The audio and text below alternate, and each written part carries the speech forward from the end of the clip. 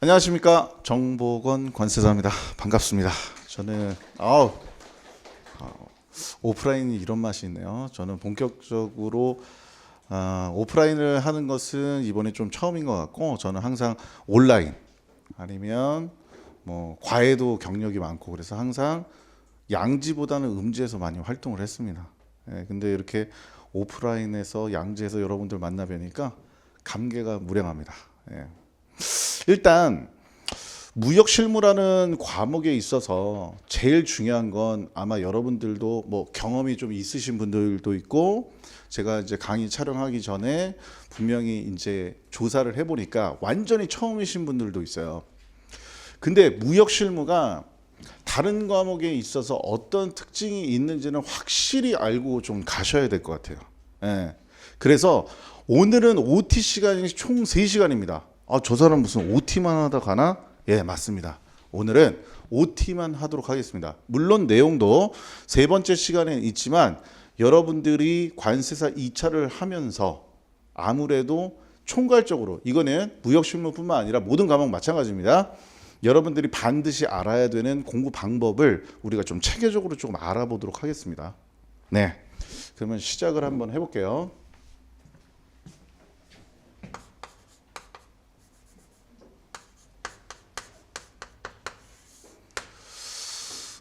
저희가 지금 기본반이죠. 네, 기본반 OT인데요.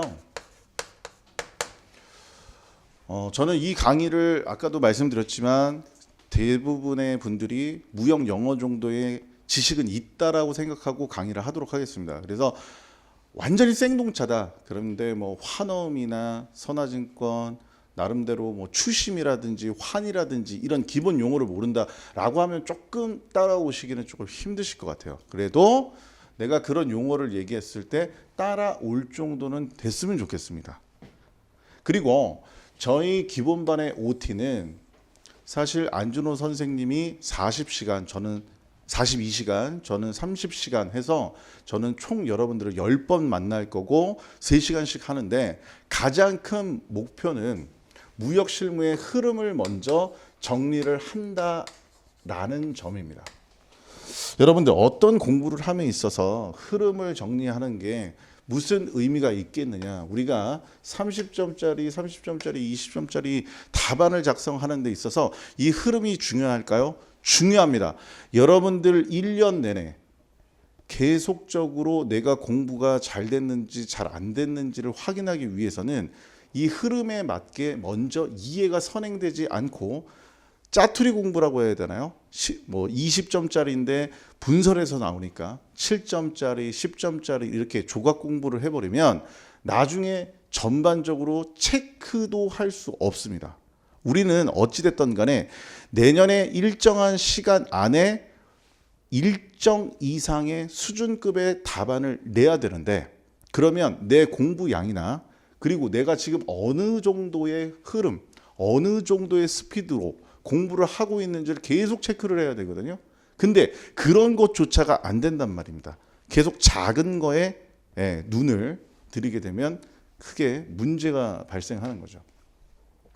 사실 무역실무라는 과목이 참 독특합니다. 저희가 무역실무라는 것을 이 논술, 기술, 서술을 하는 주관식에 있어서 여러분들은 주관식 시험에 굉장히 익숙하지 못한 세대일 거예요. 맞죠? 저희는 학교 다닐 때도 객관식에 굉장히 많은 시간을 할애해서 공부했고요. 수능 역시 여러분들도 객관식이었지 않습니까? 근데 우리는 주관식입니다.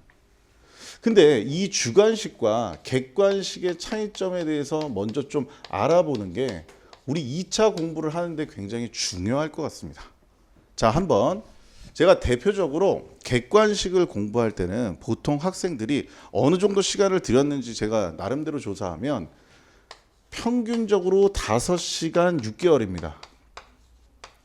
여기 계신 분 중에 1차를 합격을 했다라고 하면 보통 이 정도 시간을 공부하셨을 거라 생각합니다. 물론 6개월 5시간 이상 공부하신 분들도 있고, 뭐 시험에 1차 시험에 임박해서는 당연히 10시간씩 하셨겠죠. 그러나 전반적인 절대량은 5시간에 6개월 정도가 소요가 됐고, 대부분 객관식을 푼다라고 했을 때 저희가 5회독 정도 기준을 둬서 5회독서부터는 답안을 작성할 수 있는, 답을 고를 수 있는 능력이 펼쳐지기 때문에 보통 5시간에 6개월 정도가 소요되는 게 일반적이었습니다. 그러면 우리 주관식을 이 정도로 수치화해서 여러분들한테 보여드리기 위해서 대부분의 2차 합격생들이 하루에 10시간 기준이고요. 짧게 뭐 길게 할 수도 있지만 12개월이라는 저희 단위가 있으니까, 그러면 산술적으로 보셔도 자 10시간 5시간이니까 2대 1이고요. 기간도 2대 1이기 때문에 보통 절대적인 양은 4대 1이 될 거예요. 그렇죠? 이렇게 됩니다. 근데 분량이 4대 1이 됐을 때 여러분들이 투여돼야 되는 공부의 양은 딱 4배일까요? 4배 이상이 될까요? 어떻게 생각하세요? 내가 4배 정도 많은 시험에 합격하기 위해서 내가 들어가야 되는 시간이 4배 이상이 될까요? 그 이하가 될까요? 이거는 절대적으로 이게 절대량이라고 했을 때 우리가 투여되는 시간은 분명히 4배 이상이 되기 때문에 우리가 범위에서도 이 주관식과 객관식을 공부하는 시간, 노력은 최소한 5배 이상이다라는 점을 말씀을 좀 드리고 싶습니다. 근데 여러분들이 지금까지 주관식을 만약에 경험했다라고 하면 대학교에서 중간, 기말고사 요 정도를 많이 경험을 하셨을 텐데, 또 남성분들이라고 하면 군대를 가면 군가를 많이 부르거든요. 이때 저희가 할 수 있는 공부 방법은 여러분들 깜지라고 아세요? 깜지. 메모지를 펴놓고 외워질 때까지 쓰면서 하는 공부. 저희 때는 깜지라고 했는데 좀 세대 차이가 좀 납니다. 보통 주먹국으로 그냥 쓰면서 암기를 했어요. 근데 여기 나와 있는 이게 주관식이 여러분들 제가 3번째 시간인 걸로 알고 있는데, 개강을 다른 과목들은 했다고 해서 양을 보시면 알겠지만 이거를 맨날 깜지를 하면서 그 많은 양을 외울 수 있다라고 생각하시나요? 어떠세요? 불가능한 얘기예요. 근데 객관식 공부하실 때는 눈으로만 해도 됐습니다. 어떠세요? 뭐 눈으로 막 읽고 구분하고 옳다 그르다만 여러분들이 판정하셨으면 됩니다. 근데 주관식은 절대로 힌트도 없잖아요. 그죠? 고르는 게임이 아니에요. 내가 문제가 나오면 내가 머릿속에 목차 꺼내서 내가 쓰고 싶은 거 잡고 안에 있는 내용 적고 하는데 힌트가 없습니다. 그죠? 아까도 말씀드렸듯이 회독도 얘가 5회독에서 문제가 풀린다라고 하면 주관식 기준으로 봐도 아무리 머리가 뛰어난 사람도 최소한 10회독이에요. 그러면 아니 12개월 동안 주관식 10회독을 하면 이 책을 도대체 얼마나 많이 써야 됩니까? 시간적으로 불가능한 얘기예요. 이거 불가능한 얘기입니다. 공부 방법을 바꿔야 된다는 얘기죠. 우리가 지금 굉장히 많이 익숙해 있던 이 객관식이라는 공부 체제에서 우리는 바꿔야 된다, 주관식 공부 체제로 바꿔야 된다는 말씀을 먼저 드리는 거죠. 근데 제가 아까도 말씀드렸지만 중간, 기말, 군가를 통해서 우리가 흔히 공부했던 깜지라고 하겠습니다. 이 깜지 방법은 마음의 안정도 주죠. 내가 이렇게 쓰면서 공부를 하면서 하니까. 근데 가장 큰 단점은 시간이 많이 들어요. 시간이 많이 듭니다. 그럼 불가능한 거죠. 1년 내에 이렇게 할 수가 없다는 얘기예요. 절대적으로 이 깜지, 우리가 적으면서 하는 공부의 단점은 이런 겁니다. 시간이 많이 들어요. 그러면 뭔가 객관식에 맞는 공부 방법이 우리가 지금까지 알고 있던 것과 뭔가는 차원이 다른 주관식에 대한 해법이 나와줘야 된다. 저는 그렇게 생각합니다.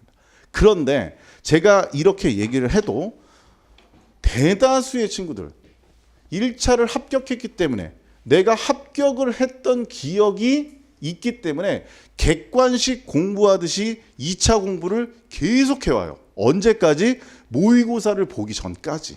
왜? 나는 이렇게 해서 합격했거든요. 그러니까 주관식도 그렇게 하면 될 거다라는 생각을 하고 있거든요. 근데 그거를 깰 수 있었던 건 내년에 치러지는 모의고사 때 딱 이렇게 해봤는데 하나도 쓸 수 없는 겁니다. 그럼 그때 알죠. 내 공부 방법이 틀렸다고. 그럼 또 1년 더 하게 되는. 네. 그래서 이 방법을 먼저 바꾸는 연습이 가장 먼저 시작을 해야 된다고 생각합니다. 저는 물론 저의 이력과 다른 강사님들의 이력이 좀 달라서 뭐 제가 옳다라는 말씀은 못 드리겠어요. 대부분의 강사 선생님들은 자기가 맡은 과목에 한정돼서 학원에서 아주 작은 일부터 시작을 하셔서 올라온 케이스지만 저는 사실 4과목을 전부 다 총괄하는 과외 선생님으로서 이 자리에 섰기 때문에 그런 이력이 있기 때문에 이 과목 간의 배분도 중요하지만 더 중요한 건 처음부터 아예 이런 공부 방법으로 시작을 하기 때문에 많은 학생들이 2년 차에서 11월 달에 절반 이상이 포기를 하게 되는. 네. 이건 공부 방법의 차이거든요. 관점의 차이죠. 관점이 다르면 같은 과목이라도 어렵기 마찬가지입니다. 여러분들 지금 가장 공부하기 편한 과목은 관세법 맞나요? 아니에요? 오늘 다 뭐 제 얘기가 재미가 없습니까? 네. 관세법이 처음에 눈에 진짜 잘 들어온다고요. 그런데 공부는 1차식으로 하고 있어. 예. 아무런 틀도 없고 아무런 뭐 없습니다. 그냥 OX 가르고 틀린지 맞았는지만 생각을 하는 그런 공부를 계속해요. 왜? 1차 때 하던 방법을 그냥 그대로 유지하기 때문에. 그래서 이 방법을 바꿔야 된다. 이런 얘기를 먼저 드리고 싶습니다. 그래서 아까 미리 조사를 했는데 다른 선생님 강의를 들으셨던 분도 여기 계시더라고요. 근데 많은 분들이 이 공부 방법이나 이런 거에 대해서 얘기를 안 해주십니다. 그냥 안에 있는 알맹이에 있는 어떤 지식의 전달만 하시는 거예요. 1차 때도 마찬가지고 2차 때도 마찬가지고 똑같이 지식의 전달 하시는데 여러분들이 지식의 전달을 받았을 때 내가 어떻게 소화를 해야 되는지 나름대로 기준이 있어야 되죠. 근데 그 기준이 없이 그냥 그대로 가면 시간은 흘러갑니다. 이거 먼저 바꿔야 되겠다는 생각을 하기 때문에 저는 먼저 흐름을 정리하고 가겠다가 저의 의도인 거죠. 이해가 좀 되실까요? 네. 객관식하고 주관식하고 가장 큰 차이점 중에 하나가 객관식은 지식을 가장 많이 아는 사람이 합격합니다. 예를 들어서 되게 유치한 문제 중에 뭐 그런 거 있잖아요. 대통령령인데 요거를 기획재정부령으로 바꿔서 맞지 않은 것은 뭐 이런 식으로 정답을 처리한다든가, 그죠? 근데 제가 그 문구를 못 봤습니다. 그럼 그 문제는 틀린 거죠? 그런 문제가 많아지면 떨어지는 거예요. 객관식은 마지막 그 순간까지 지식이 많아야 합격을 하는 겁니다. 그런데 그러면 여기다 플러스라고 해보겠습니다. 왜? 지식의 양이 많아야 되니까. 근데 주관식은 많이 아는 사람이 합격할까요? 절대 그렇지 않습니다. 예. 정말 제가 아는 오래 공부하신 분 중에 여러분들은 몇 년 차까지 있는지 모르겠지만 저는 13년 차 수험생을 알고 있습니다. 저보다도 더 잘 아세요. 예. 그러니까 그분이 지식이 없는 게 아닙니다. 진짜 저보다 잘한다니까요. 제가 이제 뭐 예를 들어 선화증권, 선화증권 15세기 때부터 막 이러면서 얘기가 막 줄줄줄 나온단 말이에요. 그러면 그런 뜻이었어요? 근데 이제 속으로는 그분이 왜 합격을 못했을까라는 생각이 자연스럽게 들지 않겠습니까? 그분은 12년, 13년 동안 이거에 가 있는 거야. 이거. 플러스 내가 많이 알면 합격할 거다. 아니죠. 많이 표현하는 사람이 합격하는 거죠.